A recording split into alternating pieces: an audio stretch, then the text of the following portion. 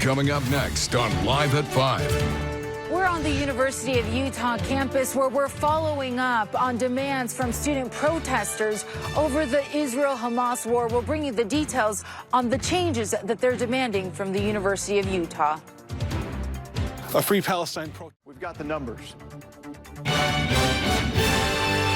KSL Live at 5 starts now. Good evening. College campus protests against the war in Israel continues across the country, with many starting and ending peacefully, but some, like on the campus of UCLA, devolving into fights and to arrests as well. Now, the police response to these protests have also varied from state to state, including here in Utah. NYPD releasing these images of Columbia's campus after university administrators called in for police support to help clear out an occupied building and break up a tent encampment. Here at home, police arrested one person last night as pro-Palestinian protesters moved from the University of Utah campus to the county jail, where more than a dozen people were detained after Monday's demonstrations. Encampments and barricades on campuses have been popping up all across the country, modeling themselves after Columbia's protests. The one at the bottom of your screen there was launched today at the University of Texas, Dallas. We've got team coverage of local protests. Mike Anderson joining us live from Utah State University, where things we understand have been very peaceful. Meanwhile, students at the University of Utah are also calling on the school to cut financial and academic ties with Israel. Got news specialist Garna Mejia. She has the details on their demands and what this actually means. Garna?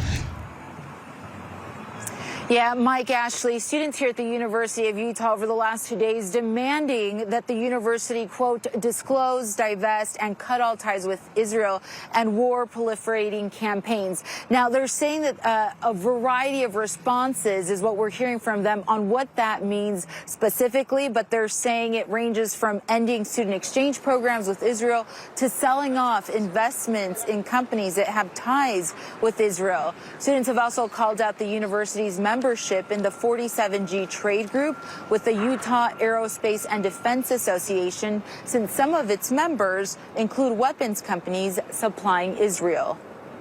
And that's why we were originally protesting in the first place, because we want the university to divest from that, because we don't want our tuition money going into this genocidal war that Israel is carrying out in Gaza on the Palestinian people. Now, university officials say they want to foster an open communication with student protesters. They've met with them to hear their demands. However, they say that they have to act in the best interests of the entire student body. The university is also, as being a public state school, answering to elected officials and has other governing bodies that have input and say in how they put their investments and endowments and all of the decisions that are made there. We'll get into those details coming up at 6 o'clock, and we'll hear from student journalists here on campus on what they found looking into the university's financials. I'll send it back to you. Garna, thank you. A protest underway at Utah State University. People arrested. Hundreds of students in Utah are echoing the cries heard from across the country at several college campuses. They're protesting the Israel-Hamas war with several demands. News specialist Garna Mejia is live from the University of Utah with details on those demands. Garna? Yeah, Dini, as you've been explaining, the school's Mecha Club is leading out on these student protests. They want the university to essentially cut all ties with Israel, including its academic programs and its investments. But the university says it's not that simple.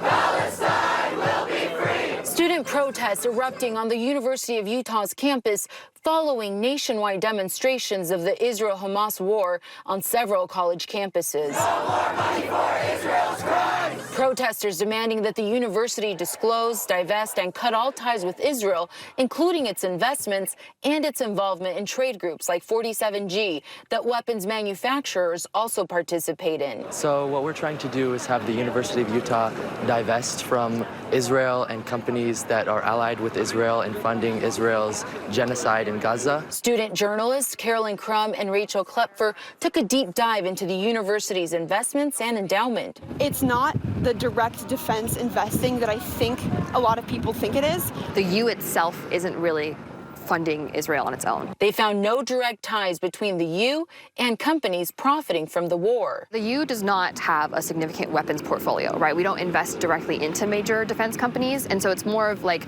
us being connected to companies that work with those companies. Protesters have also called on the university to cut ties with academic institutions in Israel and internship programs. That would include like academic programs. They have a study abroad program at the University of Haifa. They have internship programs with weapons manufacturers like Lockheed Martin. But the university says they act in the best interests of the student body, which produces graduates that work in the defense industry. Plus, as a public university, political neutrality requires them to leave politics out of investment decisions. The money that's in our endowment is state money. It is the people's money. And again, it's our obligation to make sure we're meeting not only the needs of the university, but the state. Now, you guys, I also reached out to the Utah State Treasurer's office, and they pointed to state law. I've got it printed out here. It's got my notes all over it. But it prohibits actions that would boycott the state of Israel, so that would also play a part in any divesting decisions. Now, back here on campus, the university says that they will continue to welcome student conversations and demonstrations, but they will hold on to that enforcement of a zero-tolerance policy on encampments. Back to you. All right, Garna, thank you for the update. Governor Spencer Cox joined his Republican colleagues.